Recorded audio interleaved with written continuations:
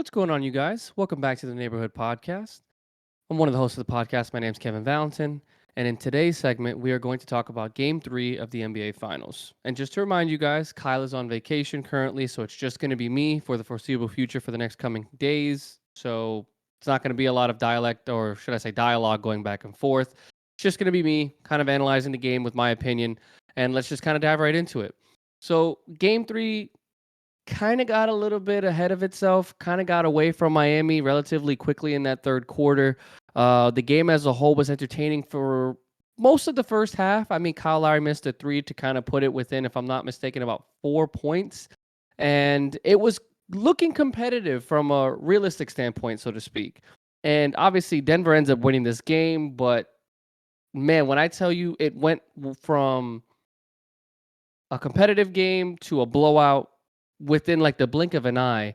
It's kind of crazy because at first I really thought that this game was going to go back and forth for a while. I really thought that each team was going pound for pound, blow for blow, shot for shot, and it ended up kind of getting out of hand. Miami wasn't knocking down shots. Obviously, Nikola Jokic and Jamal Murray both go for triple doubles in the NBA Finals, which is absolutely absurd and unheard of.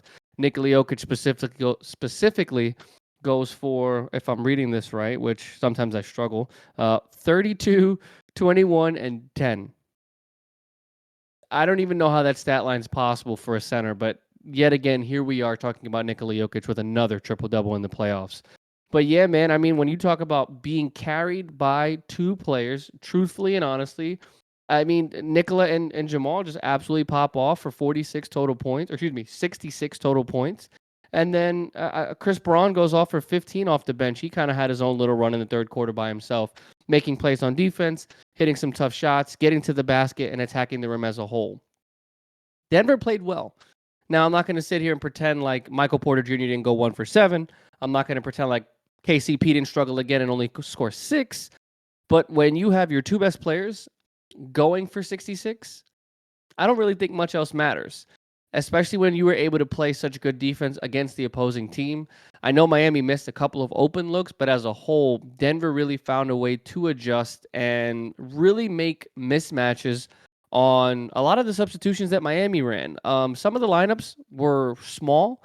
At one point, I believe it was Gabe Vincent, Kyle Lowry, Jimmy Butler, Kevin Love at the 5, and then I can't remember who the fourth player was. It was another guard, if I'm not mistaken. It was a really small lineup because Bam was off the floor, and it was just Denver stayed big. I mean, they just ran the floor very well, creating mismatches without the basketball in their hands. Nikola Jokic ended up being guarded by Kyle Lowry in a lot of instances. He was ended up guarded by Gabe Vincent in instances. Jimmy Butler, to me, it was very rare to see Nikola guarded by Bam, by Kevin Love. I mean, there were instances where it happened, but for the most part, Denver and Mike Malone found a way to create mismatches off pick and rolls and just getting back in transition to where someone had to pick up someone else's man and people just continued to rotate away from the ball or without the ball, and it just caused a lot of nightmares for Miami's defense. That zone was not able to do a lot, and I don't think they really ran a lot of it, to be honest, from what I saw, because it was just mismatches left and right. And the court vision between Nikola and Jamal was ridiculous. I mean, the team had 28 total assists. Jokic and Jamal Murray had 20 out of that 28. So great ball movement, great court vision. Denver really found a way to put it on them in that third quarter. I know it only says 29-20 because Miami ended up crawling back a little bit more towards the end to try to make it competitive, but it didn't matter. They kept their foot on the gas pedal, and it ended up being a 27-26 fourth quarter in favor of Denver yet again. So Denver steals one at home. On the road, home for Miami. And I'm looking at Miami's numbers here, and it's like I don't understand how this happened. Like, I was talking to one of my friends earlier today, texting throughout the game, one of my boys, Rob, and he made a good point. If Miami's not hitting shots, this series could get out of hand relatively quickly. And I know that Kyle and I both picked Miami to win this game, but the formula that Miami had gone to of just putting up these shots, it didn't bode well. And percentages reflected it. I mean, 37% from the field, 31% from three. They found a way to get to the free throw line as the game progressed because early on they were just taking a lot of jump shots, but they ended up going 15 of 19 from the free throw line. So I can't say that they weren't aggressive, at least as a whole. And the crazy part is Miami only had 4 turnovers today. Shots just weren't falling. And I mean that for everybody. We're talking about Jimmy Butler was 11 of 24. Obviously, the leader of the team, he's got to go out there and put up that many shots because sometimes he's not as aggressive as he should be, and he shot just under 50%. Bam Adebayo had a rough night. He had 22 points and 17 boards, but he was 7 of 21. Gabe Vincent, 2 of 10, but he was in foul trouble early on in that first half to where he couldn't really get into a rhythm. Max Strus struggled again from the field. He was 1 of 7. I mean, Duncan Robinson shot 50%, so you can't say much about him. Caleb Martin was 4 of 9. Kyle Lowry was 4 of 8. But the players that you needed to step up did not, and that is why you lost this basketball game. So from Miami's perspective, they just were not able to get into a consistent rhythm.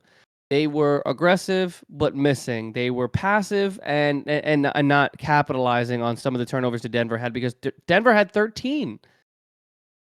13-4, usually the turnover margin like that is very hard to lose a game when you have such a minimal, not percentage, but such a minimal window for error. You didn't have any. And in the NBA, to have under 8 turnovers in a game, I think Dallas was second or third in the NBA this year, averaging less than 10 turnovers. And for you to have 4 in the NBA Finals, it's almost unheard of.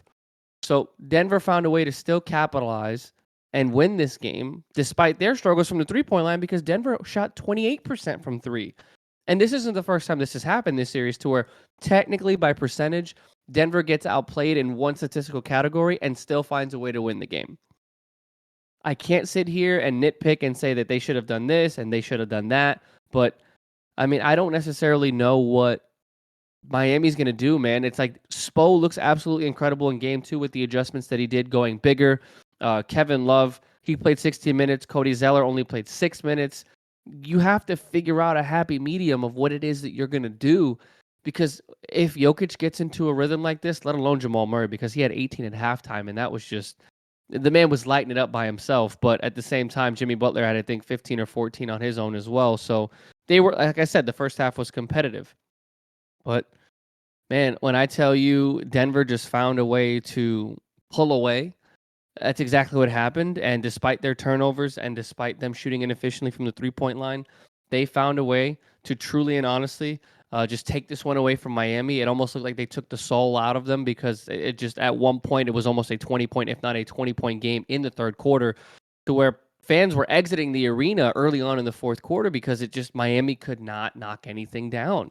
Like I said, when you talk about your premier shooters, the people that have carried you throughout this postseason, for them to go as inefficient as they did, specifically Max Strus and Gabe Vincent. Gabe Vincent has been one of the best players on this team outside of Caleb Martin, and both of them combined go 3 of 17.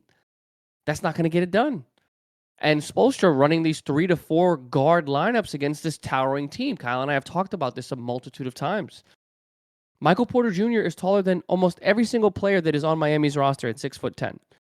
And you're going to continue to run guards when it's not working? It would make sense if Miami was hitting shots.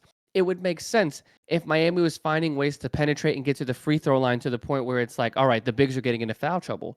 Yes, Jokic had 5 fouls, but at that point, did it matter? Not really, because he already had his triple-double midway through the fourth quarter.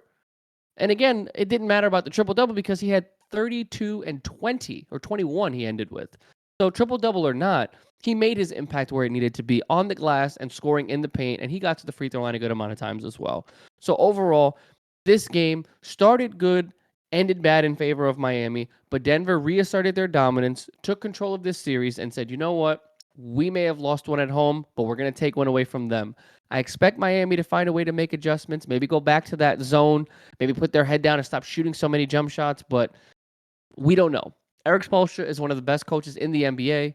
We know that he is the king of adjustments. This series very well could end up going 7 games if it continues to go back and forth. Only time will tell, but I thought that game 3 started good, ended a little bad. Miami tried to make a run in that fourth quarter to make it competitive, but it was just a little too late. Obviously, it ends up being a 15-point blowout, and it is what it is. Miami hopes to bounce back. I think the next game should be Friday, if I'm not mistaken. and I'm trying to figure out when the next one is, but of course, my computer is going to sit here and struggle completely. And yeah, give me just a second because the schedule is not popping up on my screen. I think the next game should be, yep, Friday in Miami. Give them a day or two of rest, and then we'll see what happens. But I expect more in game 4, and hopefully it'll be a little bit more competitive through and through.